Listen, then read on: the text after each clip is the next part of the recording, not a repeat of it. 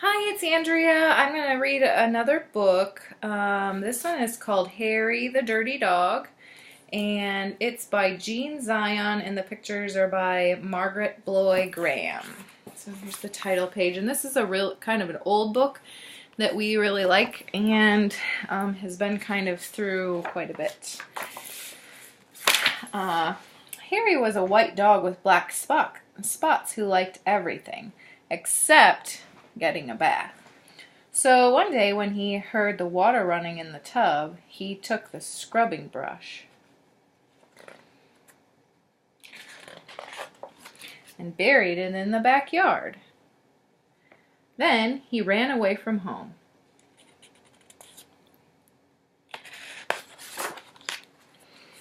He played where they were fixing the street and got very dirty.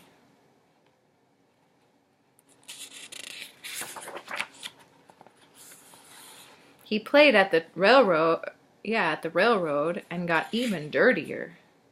Where's he at? Up here?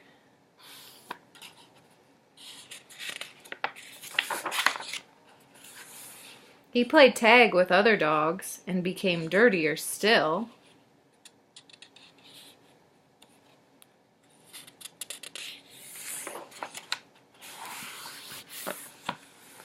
He slid down a coal chute and got the dirtiest of all.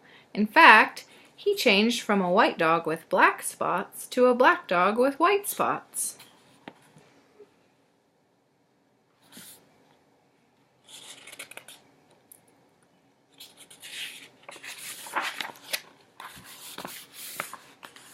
Although there were many other things to do, Harry began to wonder if his family thought that he had really run away. He felt tired and hungry too, so without stopping on the way, he ran back home. When Harry got to his house, he crawled through the fence and sat looking at the back door. One of the family looked out and said, "There's a strange little dog in the backyard. By the way, has anyone seen Harry?"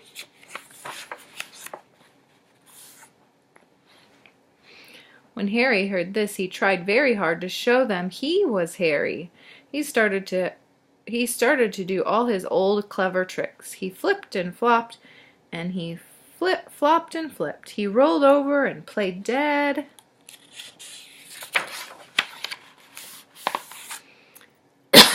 He danced and he sang. He did these tricks over and over again, but everyone shook his head and said, "Oh no, it couldn't be Harry." Harry gave up and walked slowly toward the gate, but suddenly he stopped. He ran to a corner of the garden and started to dig furiously. Soon he jumped away from the hole, barking short, happy barks. What did he find? What was in the garden? Do you remember what he buried? Let's look and see. He'd found the scrubbing brush, and carrying it in his mouth, he ran into the house. Up the stairs he dashed with the family following close behind.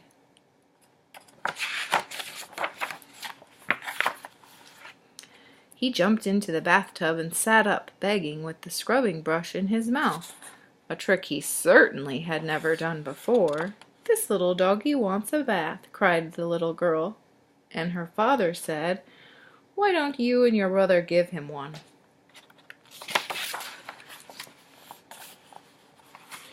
Harry's bath was the soapiest one he'd ever had. It worked like magic. As soon as the children started to scrub, they began shouting, "Mummy, Daddy, look, look, come quick!" "It's Harry, it's Harry, it's Harry," they cried. Harry wagged his tail and was very, very happy. His family combed and brushed him lovingly, and he became once again a white dog with black spots. Do you guys have dogs out there? We have a dog. It was wonderful to be home. After dinner, Harry fell asleep in his favorite place, happily dreaming of how much fun it had been getting dirty. He slept so soundly he didn't even feel the scrubbing brush he'd hidden under his pillow. So he must have hid the brush under his pillow, and then it would probably be uncomfortable for his head to lay on, but maybe he wasn't thinking about that. Okay, so that's that book. I think we're gonna go to a Biscuit book next. Do you guys like Biscuit? Biscuit has a lot of different books. This one is just called Biscuit. This is one of my daughter's favorite books to read. So Biscuit is by Alyssa Satin Cappuccilli. Pictures by Pat Shores.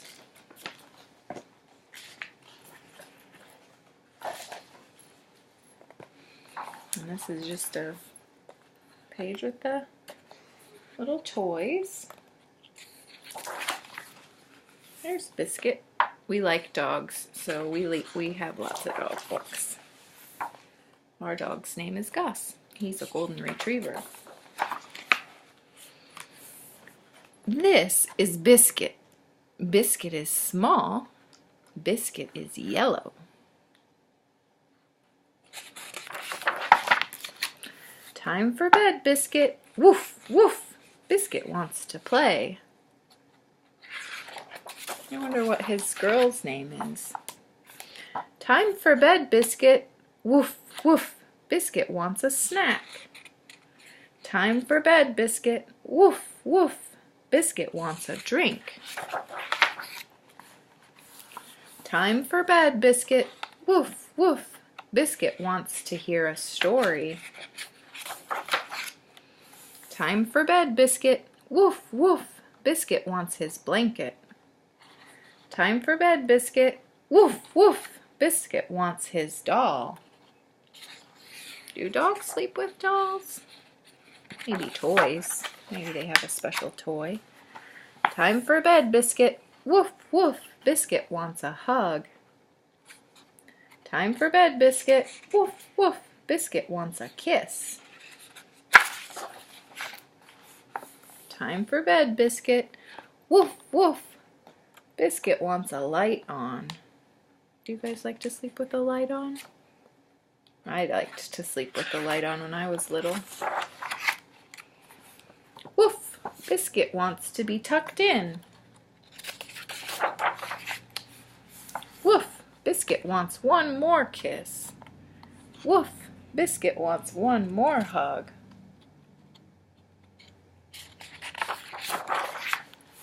Woof! Biscuit wants to curl up. He wants up in the bed with his girl, doesn't he? Sleepy puppy. Good night, Biscuit. End page. And then here are other Biscuit books. Bath time for Biscuit. Biscuit finds a friend. Biscuit wants to play. Biscuit's new trick. Biscuit's new friend. Biscuit goes to school. Biscuit and the baby. And Biscuit wins a prize. These Biscuit books are really good for kids that are just starting to learn and figure out words at school. They're easier to read. Okay, I'm going to go back to this first book that I started with on a different taping. My first book of nursery tales. And it's retold by Mariana Meyer and illustrated by William Joyce. And it has 6 books, and we've already read Goldilocks and the Three Bears. So I think this time, this is my favorite. The Little Red Hen. Do you guys know the story of the Little Red Hen? It's such a good one. Okay. I love the illustrations too. There once was a little red hen who, with her chicks, lived on a farm with a duck, a cat, and a pig. The duck, the cat, and the pig were so lazy that the little red hen had to do all the work by herself. One day the little red hen was scratching in the field for something to eat when she found some grains of wheat. "This wheat should be planted," she said. "Now who will plant the wheat?" "Not I," said the duck. Not I, said the cat. Not I, said the pig. Then I will, said the little red hen, and she did.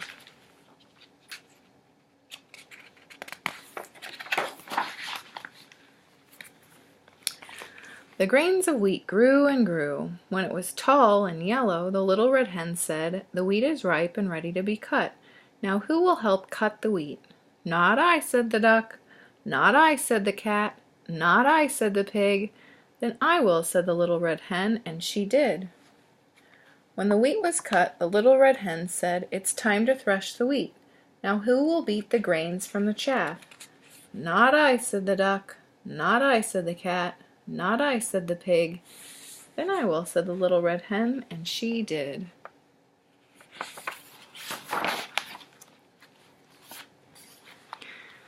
When the wheat was threshed, the little red hen put it into a sack and said, "Now who will take the grain to the mill and have it ground into flour?" "Not I," said the duck. "Not I," said the cat. "Not I," said the pig. "Then I will," said the little red hen, and she did. When the little red hen came back from the mill with the sack of flour, she said, "I've planted the wheat, I've cut and threshed it too. I've even carried it to the mill and had it ground into flour. Now who will bake the bread?" "Not I," said the duck. "Not I," said the cat. "Not I," said the pig. "Then I will," said the little red hen, and she did.